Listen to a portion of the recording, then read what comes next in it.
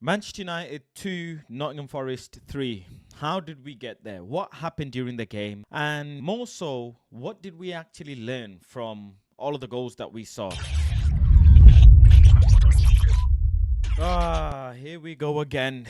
Lessons learned after the Nottingham Forest defeat. First and foremost, you know what? Let's just get some of the meaty, dead, uncomfortable stats out the way. Manchester United have created fewer big chances than any other Big Six team in the Premier League this season. Ruben Amorim was on a 34-game unbeaten run before facing Arsenal on Wednesday. He's now suffered back-to-back defeats. I don't know why I'm laughing. If you don't laugh, you cry. Nottingham Forest have won at Old Trafford for the first time in 30 years. And I'm 28. You don't laugh, you cry. Oh my days. Nuno Santo is the first Nottingham Forest manager in 114 years to win both of his first two league games against Manchester United. And some might ask, why are these stats important? In all honesty, it's not really important. The reason why I bring it up is because I used to do this when Eric Ten Hag was here. So I guess the stats are there to make fun of and show the dire situation Manchester United is in right now. But with that uncomfortable bit out the way, let's go into what actually happened during the game and why were we incapable of beating Forest? What went actually wrong? Now, we started off the game with the same formation, as always, 3-4-3. Onana in net, Euro, De Ligt, Martinez starting, which is, in essence, a very good combination in the back line. Dalot, left wing back, Ugarte, Maino in the middle together, Diallo on the right side, Fernandes and Garnacho in the 2 10s, and Rasmus Højlund up front. Not the worst lineup you can pick. Not a poor lineup by any means. The back line is very solid. The midfield looks good. Bar, you could say, Maino and Dalot, who aren't really performing at high levels. Maino, who's come back from injury, and Dalot on the left-hand side is not really comfortable. Bruno, he's had some involvement so far in the last few games, but Garnacho is just having a bad season. Numbers is what people concentrate on, but Garnacho has been really, really poor this season. And Rasmus Højlund on top, who's had a couple goals again, but let's be deadly honest, he's not going to pull up any trees, is he? Now, with that lineup, you could imagine us not conceding 3 goals because we've started with Euro, De Ligt, and Martinez, and all 3 of them are very, very competent defenders. Very good with the ball, great in the air, good with tackling, but straight away, within 2 minutes, we concede from a corner kick. What the hell are we doing? Why are we sleeping when it comes to set pieces? Because we just got peppered by Arsenal, who in their defense are the best when it comes to set pieces. But why are we allowing our defenders, why are we allowing attackers in the box to get space and time? Why? You could look at another way of this as well. It's corner kick. Things can happen, right? You're not going to always win your battles in corner kicks. Lapses of concentration can happen. Luck is involved as well. A lot of different things. Fair enough. You can even excuse that. But did we not learn from the Arsenal game and just tighten it up, especially that early in the game? Ruben actually speaks on this because he has to get questioned about the corner kicks. Why are we not working better? The funniest thing is, attacking-wise, we just scored a couple games ago against Everton a really good set piece where Bruno pinged it to Rashford. Rashford shot, really good goal. But defensively, when in our set pieces, why are we so poor? And Ruben speaks on this, right? I'm going to highlight this for you. It really doesn't matter if you make man-to-man or zonal marking. We need to improve that area. Everyone in the stadium feels that goal. You can put men on men with the biggest guy on the biggest guy of them, and then they block your biggest guy. He basically said, we need to figure it out. He said, we are just focusing on that, and we had 2 days where we focused a lot on corners, but they managed to score again, and it's hard for the team. The team felt it a little bit, and you can feel it. I don't know if he's referring to that he needs more time to work on corner kicks, and maybe so, because Arsenal game, he had a bit of time to work for the corners, then we conceded and lost the game from corners. And in essence, he had another 2 days to work on corner kicks, and he worked a lot on it in training. But then again, in 2 minutes in, we're conceding from corners. Lapse of concentration, if you ask me. I'm being really, really honest. It's a lapse of concentration, and we need to fix up when it comes to set pieces, because it seems like Man United are weak. That is our crack in our armor in set pieces. We cannot be allowing that. And there is another one as well that I'm going to come on to in a bit. Now, I looked at the corner kick that we conceded again and again and again. I slowed it down quite a bit and I watched it again. And I've got it up in front of me as well here. If you look at the pictures, the snapshots of the corner kicks, you will see Lisandro Martinez is marking the man, if I'm not mistaken. I think it's Dalot in front of him as well. Dalot jumps, De Ligt jumps as well, but the player in the middle, it's almost like the ball fell perfectly to his head and he just managed to get the shot off. Now, the ball was hitting really well, headed with great power, but what I'm not understanding is how the physicality aspect of things worked out here, because Martinez has got the man and the man is literally physically toying with him as the ball is being played in. And Martinez is known to be more physical. He's got his kind of elbow on Martinez's chest as he's trying to jump for the ball, and Martinez is just caught out. And De Ligt is right next to him, and De Ligt can't do anything as well. You've got two men around that area physically battling who couldn't get the ball off him or who couldn't make it uncomfortable for him. It's simple, basic physicality in corner kicks. You have to be more physical. De Ligt makes a very poor attempt to jump, and it's just very lethargic attempt to jump. Again, I'll bring up the pictures on the screen from the corner kick and you'll see very poor attempt from Martinez and De Ligt to jump. And I don't understand why. Why are we doing this in corner kicks? This is where we need to fix up. Is we need to be more physical. The positioning of Martinez as well was all over the show.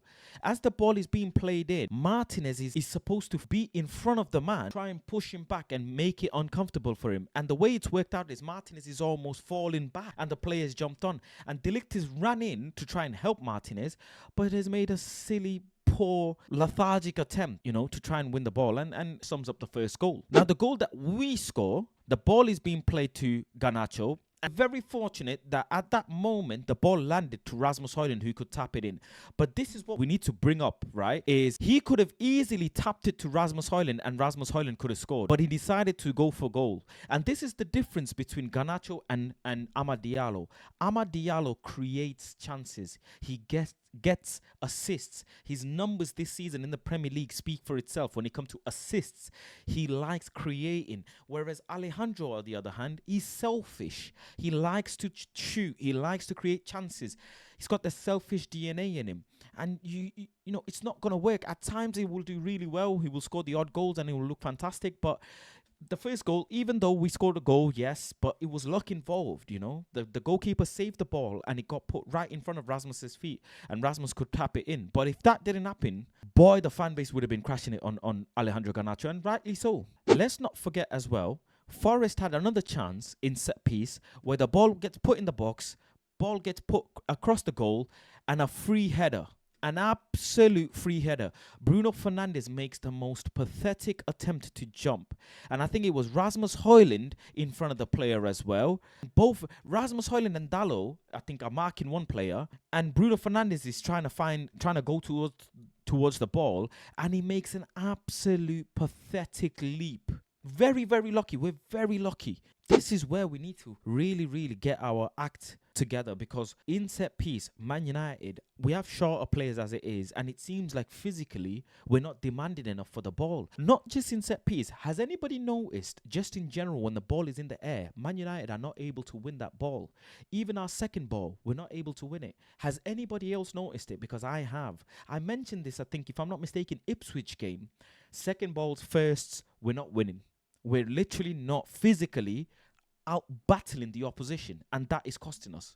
Now let's talk about Morgan's goal. I have no idea, straight at you, how Andre Onana did not save that. And Andre Onana, right, I have criticized him, and I've also said, look, this season he has levels to achieve. But let's really have some uncomfortable conversation here. According to XGOT, a goalkeeper would be expected to save that shot 97% of the time. It is a pure routine save for a goalkeeper. For a goalkeeper at the Premier League, it is a diabolical mistake. Absolute diabolical mistake. I do not understand how Andre always commits so much to one side that he's physically incapable of trying to shift his body weight to try and dive. And we have seen a particular goalkeeper do this to perfection. David De Gea. He used to do this unbelievable reflex saves, yeah, that defies physics. And the fact is, Andre Onana is really good with his feet. He's made some really good saves this season, over the course of the season. He's got obviously his clean sheet, quite a few clean sheets. But these mistakes is what also cost the team. And it did cost us the Champions League a couple of seasons ago. Let us not forget. Let us not forget what happened under Erik ten Hag in the Champions League group stage and the mistakes Onana made. You can see him shifting his body so much that he fell on his back as the ball is going into the net. He could have gone.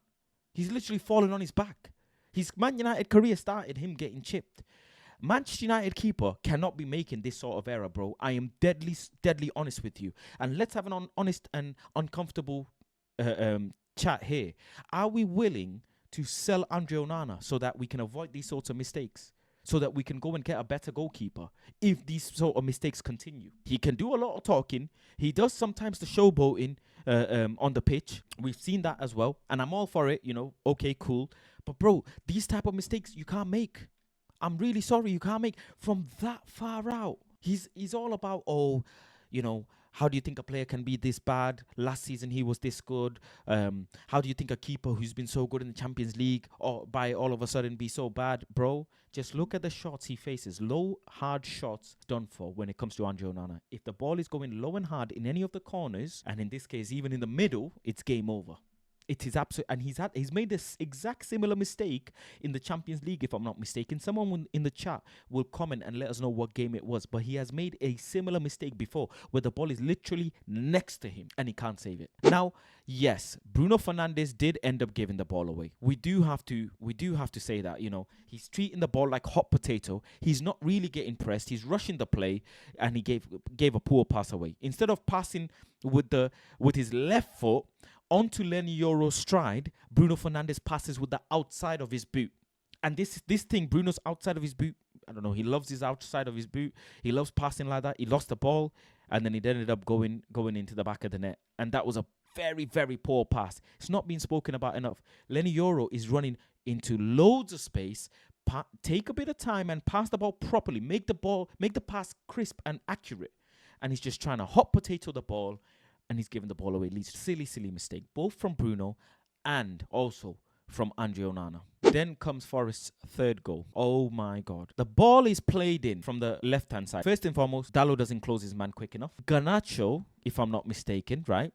He's just in no man's land. He's not marking anyone. Dalot's got one man behind him, one man in front of him. Garnacho is supposed to get the man behind him or the man in front of Dalot to help him, to cover for him. Dalot's having to freaking mark one guy that is going behind him, making an inward run, and also the guy in front of him who can potentially cross the ball, who did crossing the ball. Garnacho just stood at the edge of the box. I don't know what kind of jump Lenny was thinking he's making. I really don't understand. I don't get it. He's not read the pace, the height of the ball, nothing. Zilch. Absolutely zilch. Amad Diallo in space, not doing anything. He needs to get closer to the player. Amad needs to get closer to the player to try and again make it uncomfortable for him. The players literally had an easy head at the goal. Andre Onana, no dive, no reflex, no nothing. Just trotting away. Martinez, far side of the post, just stood there. Almost like an attempt to try and handball it. And I don't know what they're doing. Amad looking up in the air with his hands on his face. I love Amad Diallo. He's our best player. But at that moment, he has to get closer to the man. People are just everywhere. I do not understand. There is 4 defenders lined up. Yeah. Martinez, De Ligt, Yoro, and Amad in a line of 4.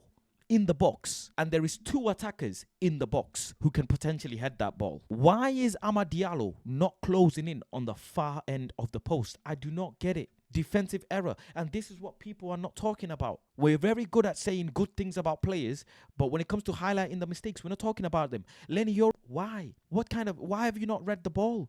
The ball is, I don't know what kind of jump was that. The ball is so high up and he's trying to jump, and he's not even barely got 2 feet up the air. Shocking. Absolutely shocking. Onana, without shadow of a doubt, Elec tries to, again, poor jump, nothing. Martinez stick a leg out, nothing. Everybody's just watching. Ball watching. In grassroots football, we call this ball watching. I don't even know. I swear to God, as I'm looking at the goal, I don't know what Lenny Euro was thinking. Absolutely not. On the other hand, Ahmad poor in defensive in the box, but then got us another goal where he passed it to Bruno. Bruno had a really good finish. Keeper was way out of his line, and then Bruno just slotted it past him. Great finish from Bruno, but it wasn't enough. And this is what Man United's problems are, is defensively we've got to tighten up. Really got to tighten up. Conceded from set piece, but also from crosses in the air, in our box, we are shit, plain and simple. Let me come on to actually what Ruben had to say about all of this. He said, a tough start. It's not a surprise because we come in the middle of a lot of games. It's really disappointing for the fans. After so many times with disappointment, we are here to do a job and will continue to do the same things to improve the team. We started the two halves really bad. It is hard to pass some calm to the players to do what we need to do. And what I'm taking from this is, I think he's struggling to communicate to the players is keep the ball calm. Keep calm under pressure. If you follow me on Instagram, if you follow me on TikTok or whatever, you will see I've been putting clips of Ruben Amorim from the sideline, because I actually sit really close to Ruben Amorim in the stadium. So I get a very good view of what Ruben is doing and also what he's saying. In some of my clips, you can actually hear what Ruben is saying to the players. I'm very fortunate to sit very close to Ruben Amorim, and I'm bringing you guys all this content. I've uploaded a video actually on the channel as a short. Hopefully you guys see it. Ruben was actually very upset with Kobe Mino numerous times. He was telling Kobe, calm the ball down more. Kobe was dribbling past players, doing really well, but then ended up losing the ball a couple of times.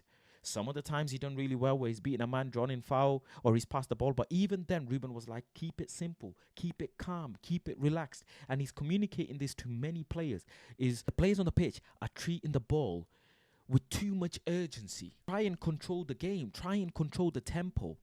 And this is where I think he's struggling to communicate that to the players. That is what's costing us a lot of problem. He says, I think after the first goal, we had a good moment in the game. Then we had a block when the ball was with the centre-backs at the end of the first half. We didn't have many situations to score. Tough game in a tough moment, but we have to continue the job. This is a long journey. We are improving in some aspects. We have to win games to help us improve the team.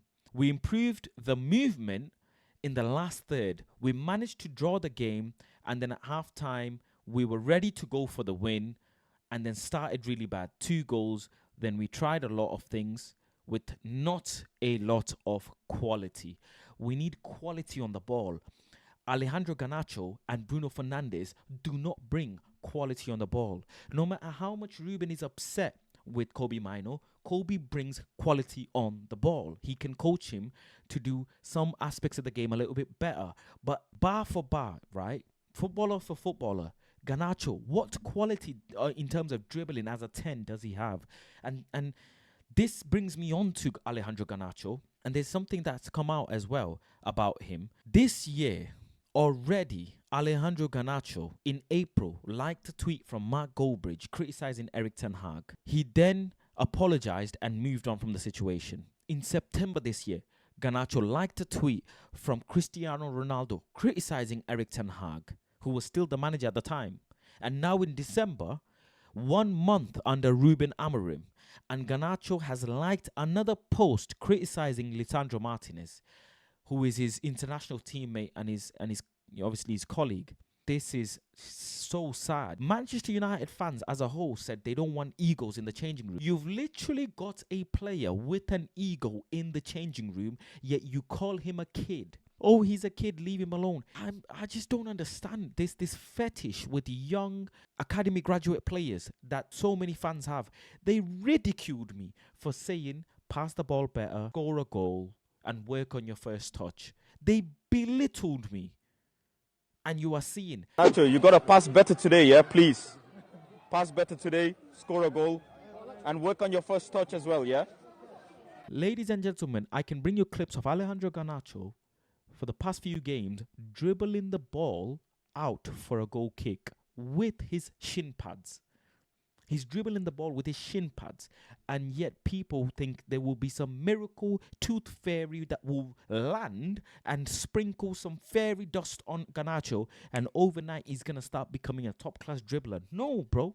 Academy football, what you saw Garnacho do, is totally different to seasoned pro men's football. This is where people get it mistaken, and this is why I'm very critical of the academy players. So many players. Where is Ethan Laird? Alvaro Fernandez we sold. Elanga, gone. Where is Wheatley?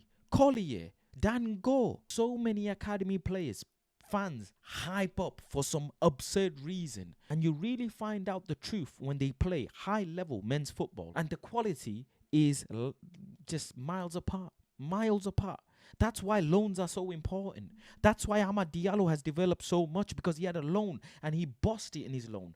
Garnacho, he could do with a loan or 2 or 3. He's 20 years old, bro. 20 years old. This is so bad. Ruben says we are just focusing on that, and we had 2 days where we focused on a lot. And I don't know why Ruben focused so much. He started Garnacho in the game against Forest. I really don't get it. He says as well, on the back-to-back defeats, he said, I had this and worse as Sporting in the beginning. The feeling for me, it's the same. For the world, it is completely different. Manchester United, you have a lot of attention, but for me, same feeling. This will turn around. And I believe in him. I believe that he will turn it around. The moment he figures out that the likes of Alejandro Garnacho, Marcus Rashford, Bruno Fernandes, they need to be sold. ASAP. These are not Manchester United level players, bro. We cannot win the Premier League with players like Alejandro Garnacho, bro. And this is not me having a vendetta because he cooked me or said something and the fan base cooked me. It's because, I'm sorry, but vindication is vindication. I told you, and I said it to his face, like 99.9% of the people won't, and I said it in a respectful manner, and now the proof is in the pudding, bro. Pressure makes diamonds, but after pressure it comes heat, and the so-called kid of Man United, Starboy, cannot sustain the pressure and heat, bro. He can't. I'm really sorry. He'll get the odd goals and people will be like, oh, he's back, he's this, but that is not it. Marcus Rashford had a 40+ GA season, yet people are still gunning for him. What does that tell you? Now there's another aspect of this as well, where Amorim speaks on the substitutions and the rotation of the team. And people have a lot of concerns and starting to raise a lot of questions about the rotation. Why is he rotating so much? Start this guy, start that guy. Under Eric, people complained because he had favourites. Under Ruben, people are complaining because he's doing rotation. I am glad, he's bringing on Xerxes every so often. He's taking off Rashford. He's taking off Bruno Fernandes. He's rotating the team. He's taking off Mazraoui. Everybody has to be on job, bro. No player should be guaranteed 90 minutes, week in, week out, unless you're the best in class. Not even Dallo, my favourite player. One of my favourite players, sorry. Nobody. He can hold bench as well because he messed up last game. He had a shocking, stinking season so far, and last game specifically, he stunk it up. Bench him. Play someone else. Ruben says, on his substitutions, he says, Bruno Fernandes was too tired, and I wanted Mason to play in that position for the second midfielder who opens a bit on the left. Xerxes plays with Rasmus to have combinations. Euro goes off because we can't give him too many minutes. We put Harry Maguire on because of set pieces to control more, who was winning all the first balls. I just freaking said it. I swear to God, I'd never read this before. I'm just reading this first time on the camera, and he's mentioning we have to win the first balls more. The only way to attack Forest was in transition to try win first and second balls. When Harry was on the pitch, he won all the first balls. I'm no football coach.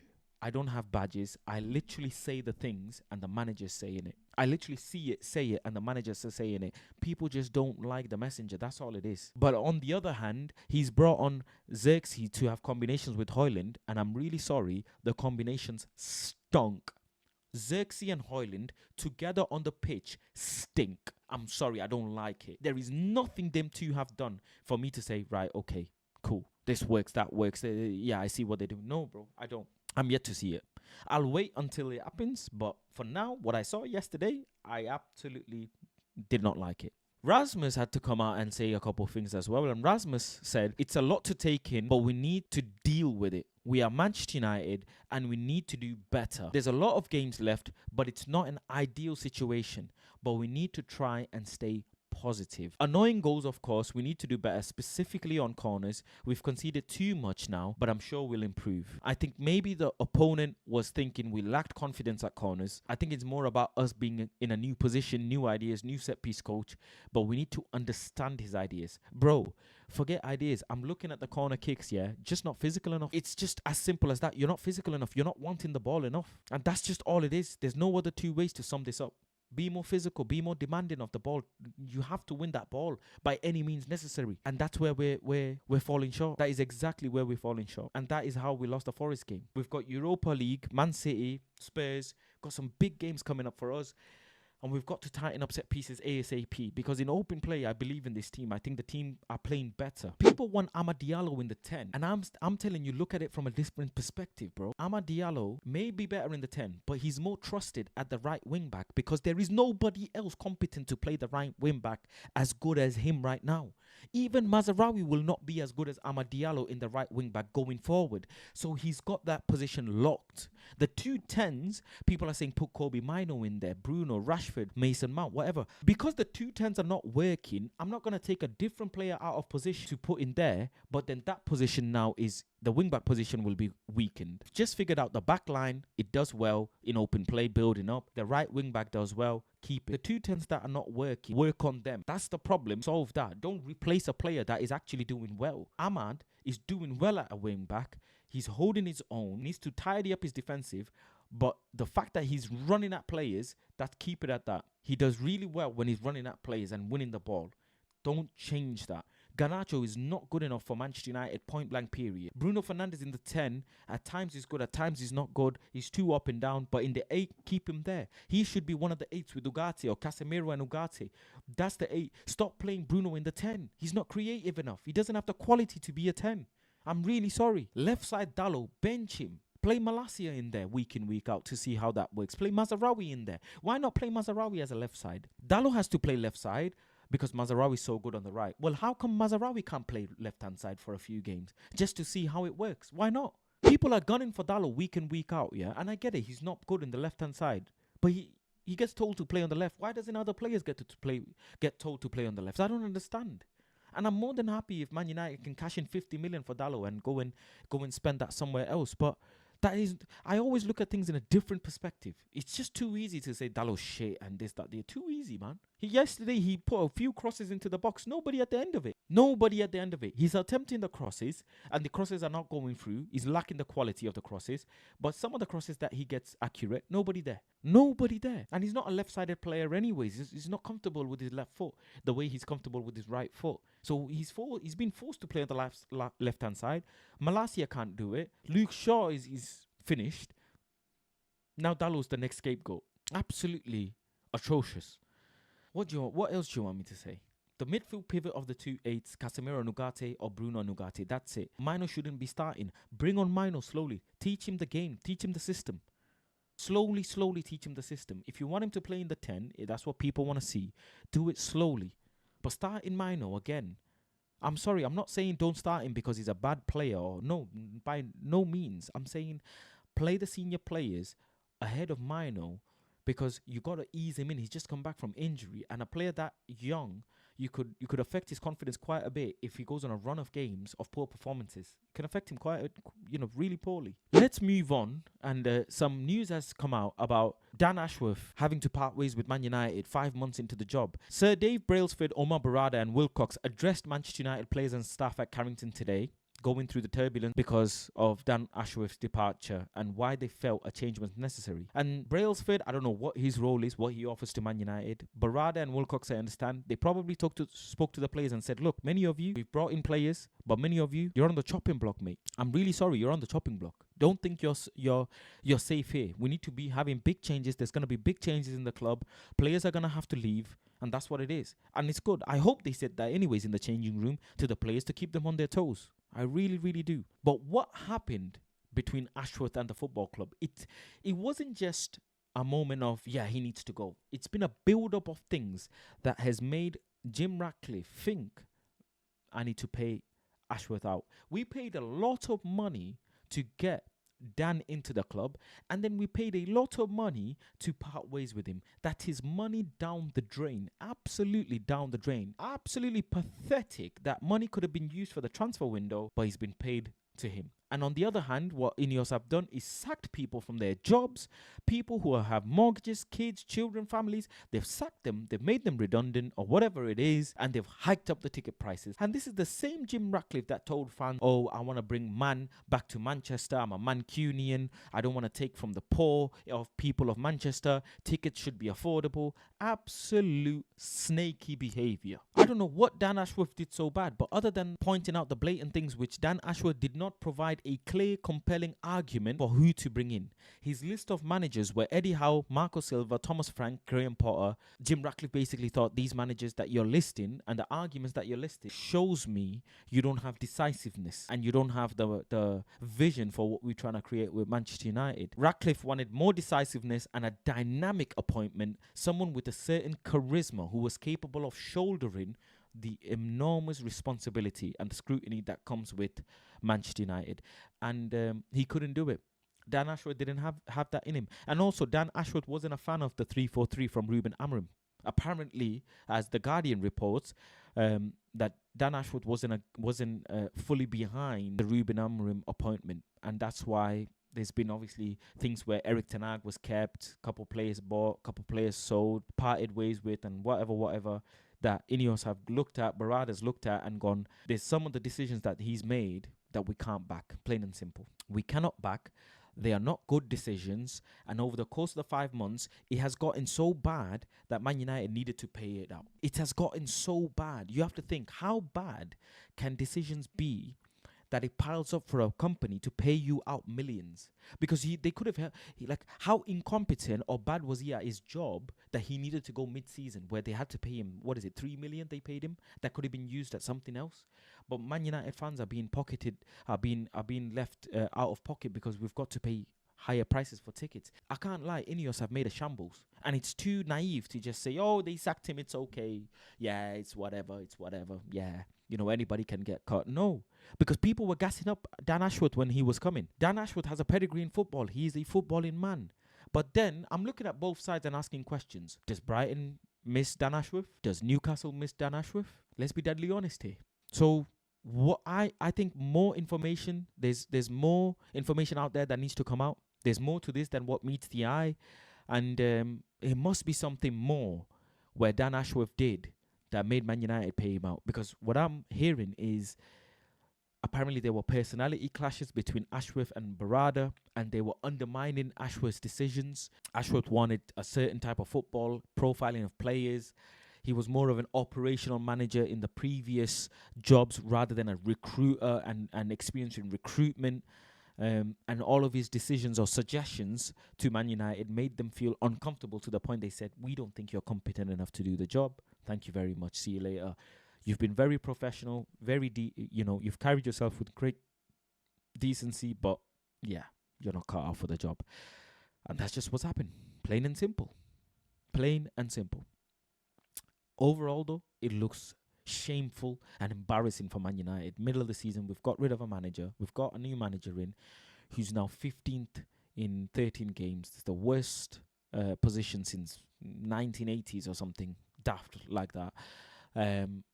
And now we've gotten rid of Dan Ashworth, one of the directors in the club, one of the heads of the club, middle of the season, 5 months after he joined. It just doesn't look good. And Ineos are to blame. I'll be deadly honest, Ineos are to blame for all of this. They could have gotten rid of Eric early on. They could have got rid of him in pre-season, in the summertime, and brought in a manager, but they didn't. And they dilly-dallied about, and this is what's costing us.